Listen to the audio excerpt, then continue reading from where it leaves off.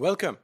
Now, we're going to look at some other frameworks or standards. And in this module, we're going to talk about PCI, Payment Card Industry Data Security Standard, and the current one is version 3.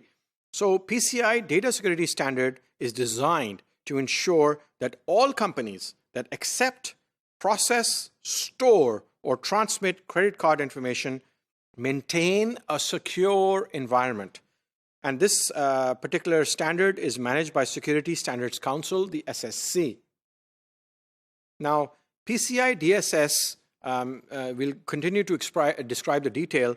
SSC is an independent body that was created by the major payment card brands, Visa, MasterCard, American Express, Discover, and JCB.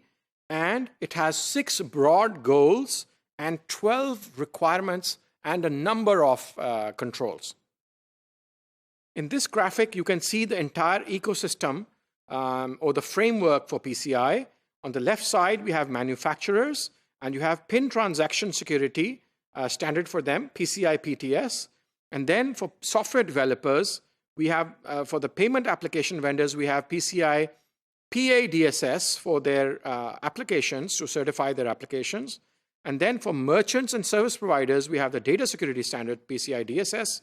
And this is all managed by the PCI Security Standards and Compliance Organization.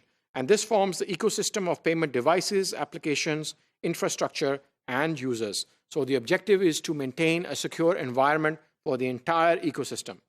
This is a very nice snapshot showing the 6 high-level goals and the 12 requirements. And there are 2 or 3 requirements for each goal. And further, there are controls, and there are hundreds of controls which belong to the entire PCI DSS version 3.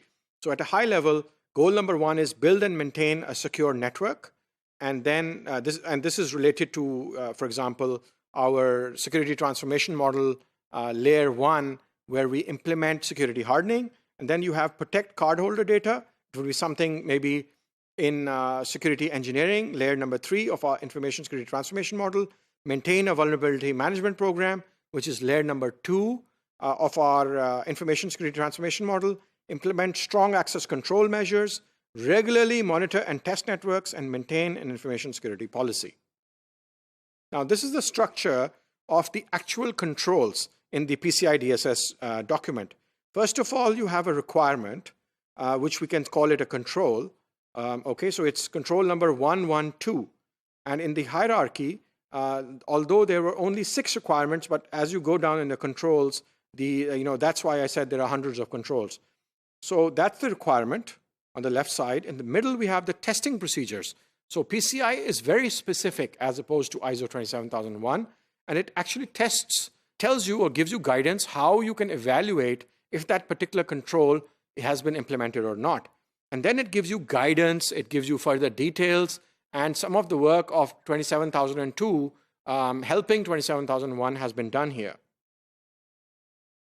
This is an actual control set, which is 7.1.4, and it says, under the requirement, it says require documented approval by authorized parties specifying required privileges. So for privileged users, what we're saying is that we need to document the approval and manage the super users or the authorized administrators. And the test procedure is select a sample of user IDs and compare with documented approvals to verify that the documented approval exists for the assigned privileges. The approval was by authorized parties, that specified privileges match the roles assigned, and the guidance is documented approval, for example, in writing or electronically, assures that those with access and privileges are known and authorized by management, and that their access is necessary for their job function.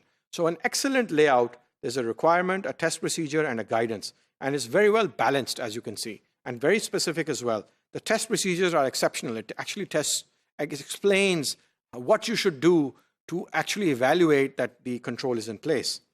And this is another control, 8.1.4. It says remove, disable inactive user accounts within 90 days and check the level of being specific. In 27001, it was very generic, very high level, but here it's even telling us the number of days.